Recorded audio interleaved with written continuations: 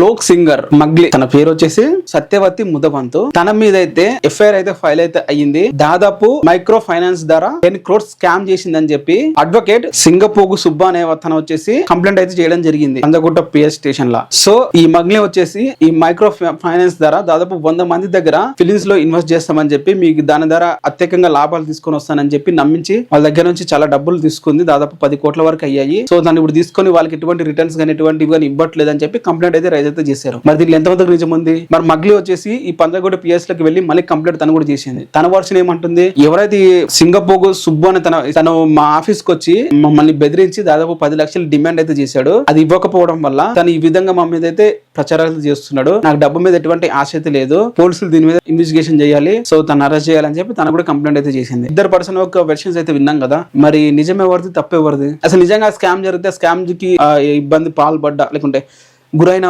బాధితులు ఎక్కడున్నారు, వాళ్ళు ముందుకు వచ్చి మాట్లాడితే కానీ దీని మీద ఒక సొల్యూషన్స్ అయితే రాదు అని చెప్పాలి. సో మరి ఇది ఈ మంగ్లీ గారు తను కూడా పంజగుట్ట PS లో అయితే కంప్లైంట్ ఇవ్వడం జరిగింది. ఇప్పుడు తిని సుబ్బన్న పర్సన్ కూడా ఇచ్చాడు. మరి వీళ్ళిద్దరి మధ్య పోలీసులు ఏదో ఒక ఇన్వెస్టిగేషన్ చేసి బయటకైతే తెరవాలి. నిజంగా తను 10 crores స్కామ్ చేసిందా, లేదు 10 లక్షలు వీళ్ళు డిమాండ్ చేశారా, ఇవ్వకపోవడం వల్ల సోషల్ మీడియాలో వీడియోలు ఇవన్నీ మేము డిలీట్ చేసేస్తాము, మాకు 10 లక్షలు ఇవ్వండి అని చెప్పి వాళ్ళని బెదిరించాడా, ఇవన్నీ మీకు తెలుసుకోవాలంటే వాళ్ళ ఇన్వెస్టిగేషన్ ముందుకు ఎలా తీసుకెళ్తారు అనేది తెలియాలి. మరి దీని మీద పోలీసులు ఎటువంటి ఇంకా క్లారిటీ అయితే మనకైతే ఇవ్వలేదు. అది ఇచ్చిన తర్వాత మళ్ళీ మీకు ఇన్ఫర్మేషన్ అయితే ఇస్తాను.